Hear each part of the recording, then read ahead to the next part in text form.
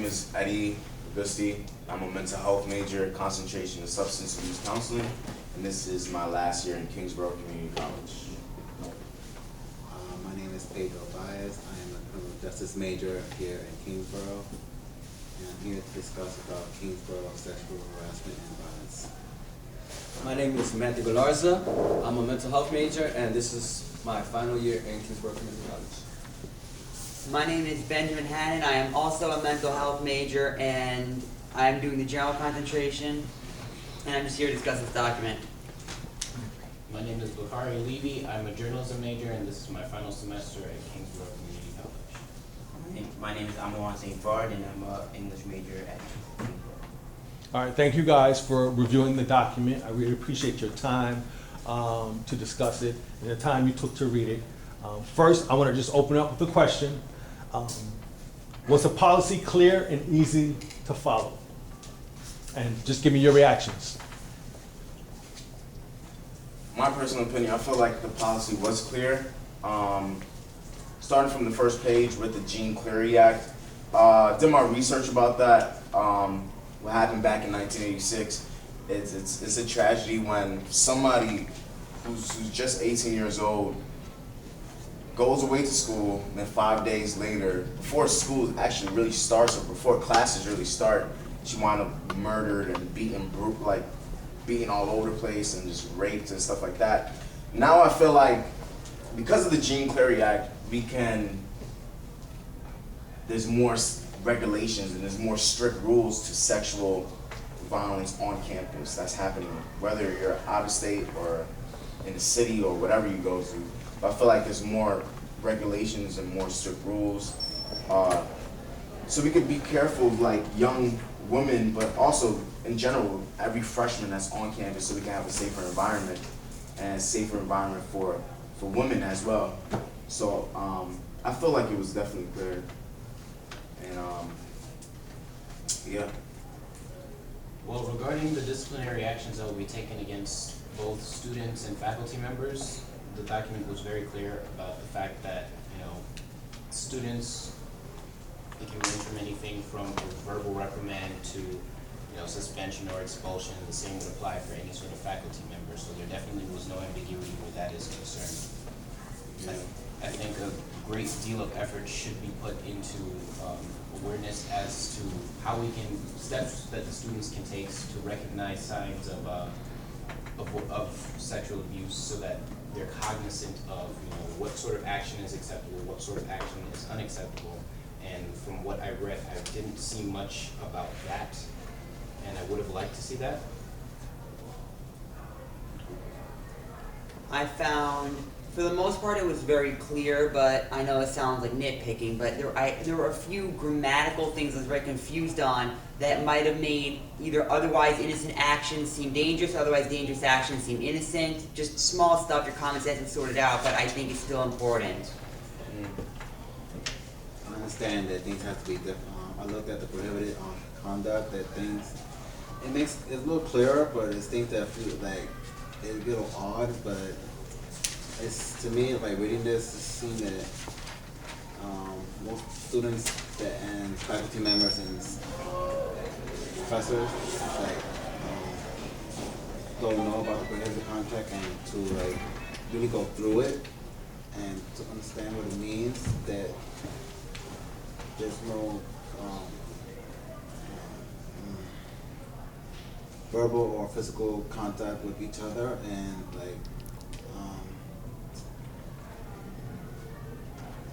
professional manner. Okay. Also, I think a thing with this too, to be honest, I feel like with this document, I think it's very important for us students to be reading it as well. Because we could be like, professors or program directors or whatever can read this, but I feel like with us students that are coming into college, I don't think we really know what is the limit to like, all right, you can't be touching this girl this way if she doesn't want to be touched. I think us students as well, like us coming in fresh out of high school, or whether we're seniors in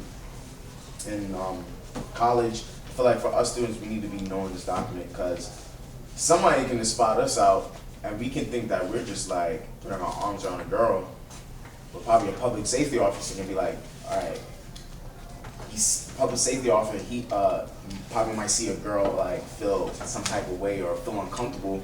Now for us as students, we may be like, well, I didn't know that she was feeling this way. I'm just putting my arms around her. So I feel like for us, I think it's definitely, as students, I think we gotta take this more importantly, because this kind of thing messes with your life. It's not no like 6 months and then you're on probation. It's like, nah. Like if you catch somebody that's under 18 or something, or even under 16 or something like that, and you're just like putting your arms around them, or you're just like touching their legs. For us as students, I find it really to be more aware of certain things, more aware of certain regulations that are on campus, more aware of certain rules that the public safety, not even public safety officers, but CUNY sets in general. There is something interesting in here. They say that there's a designated individual on campus called the Title IX coordinator. And based off of what the document says, that person is assigned the responsibility of investigating any sort of sexual crimes that occur on campus.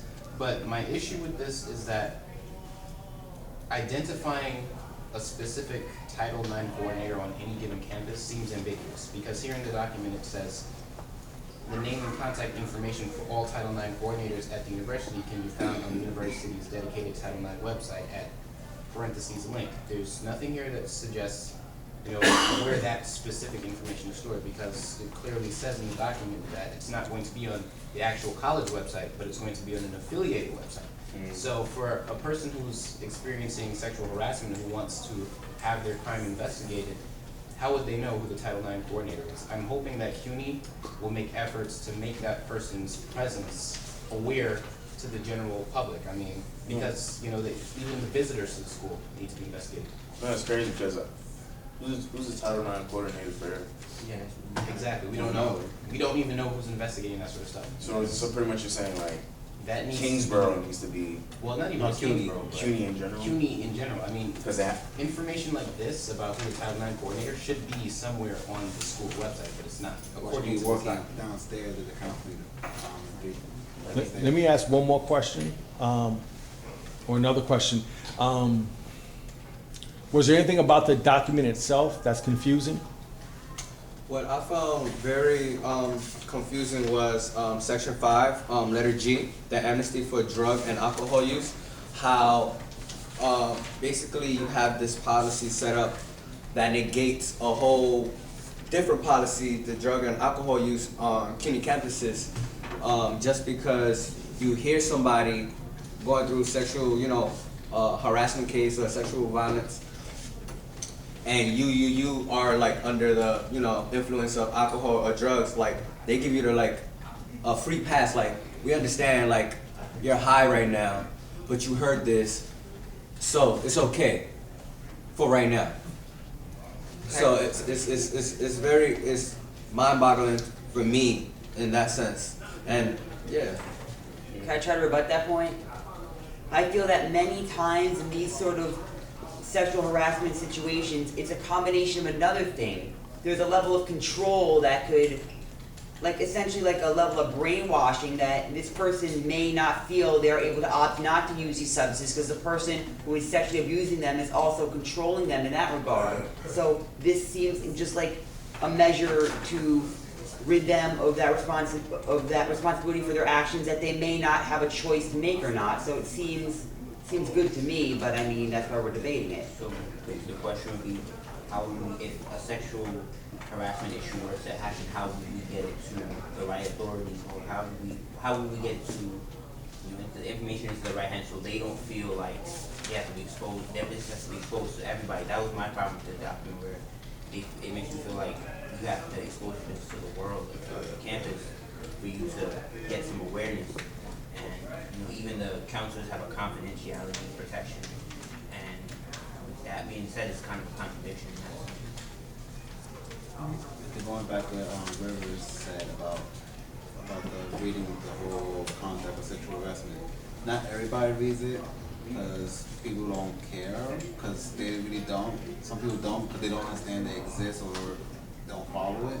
Cause like, put your arms around a 17-year-old girl and she said she's 6'21", but public safety might say, oh, you can't put your arms around her, but most people don't understand what it was mean because they haven't even read it at first. But faculty members, staff read it, but all the student body don't even read it. Of course, faculty and, Yeah, but student- and student program body- directors read it because No, it's like I talk about they part of read it. it eventually, but the student body, most of the Yeah, student they body don't. don't read it. Eventually, student body, we have to, I think there should be a simpler, it's like, if you hand it to an average student, they're like, yeah, I don't know. It's a dense document, for a student to absorb all the information that's being said here. There's a lot of things that's confusing here, there's certain typos, and there's certain things that will have a student confused, in all honesty. You're absolutely right, because I mean, especially, there's a lot in this document, but in one of the most important matters, it seems very vague. You know, it says that during the investigation phase of sexual crime, the Title IX coordinator is responsible for taking control of that investigation. And it says the first step that is to be taken is to take interim measures. What are interim measures? What does that mean? You know, that's very, very vague. We should know what that means. The student or the faculty members who are suffering should know specifically what that person is going to do, and they should, you know, preventing, redressing retaliation. What form of action is that going to look? I mean, that's important to know. It does discuss the interim measures. It talks about making, like, including a change in class schedule or making appropriate accommodations. It talks about dropping a course, which I think is very, like, I strongly believe that if anybody feels threatened or harassed or is getting sexually harassed or either sexually touched in a way, I feel like the dropping of the class is definitely mandatory. Because of course it's like safety. It goes back to the Jean Cleary Act. It just goes back to, she's a freshman and she only spent like 5 days in college, and then sadly it's just like you get beat up, you get raped and stuff like that. So I personally feel like a couple of things. I personally feel like campus safety, which they are doing a good job now, I feel, because of this act, the Jean Cleary Act, but also I feel like the dropping of the class or these certain interim measures are really good. I mean, it does talk about it during the investigation, it says. So I definitely feel like it is good. And also it talks about permitting the complainant to attend a class via Skype. That's crazy. Yeah, that's interesting. Skype session, get a pass or something like that. That's just crazy. In a good way. Any other comments about the document? I feel that we need a couple of things on the document that I didn't really see in there, such as a summarization of just like we need a summary of your rights, something Yeah. easy to read. At the same time, I hope this isn't like unprofessional to bring in a personal experience, but in the past I have needed to use force in order to prevent unwanted sexual contact from another man, and I don't see anything there about that being like prohibited or allowed.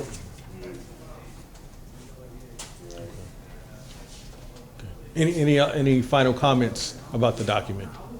To condense it, if the document is going to be passed around to the student body, to condense it in the sense where it's clean and cut to the point where everybody understands it. Yeah. I strongly feel that this should be a requirement that every college student should take. Because like I said, not every college student knows about this act. Not every college student knows about certain measures of, all right, what is sexual harassment and what is playing around? Or what is flirting and what is sexual harassment? So I feel like it should definitely become a requirement class where every student should take.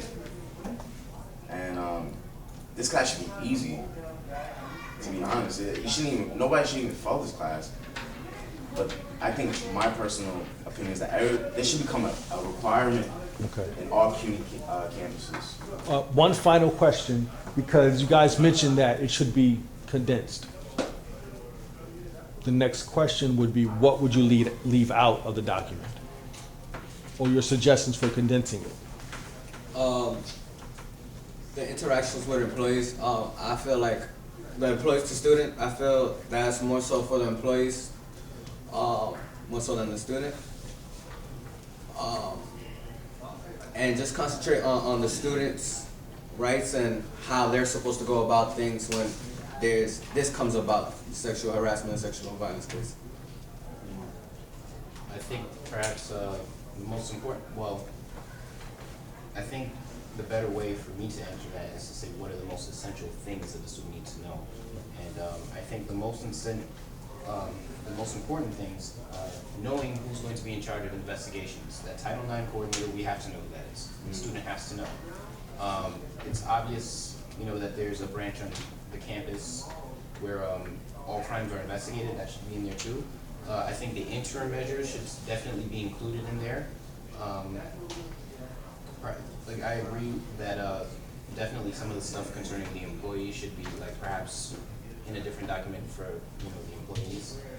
And I also think some of the stuff about how the drug and alcohol use, the relationship between drug and alcohol use and sexual abuse should definitely be included in there because it's relevant to all college students.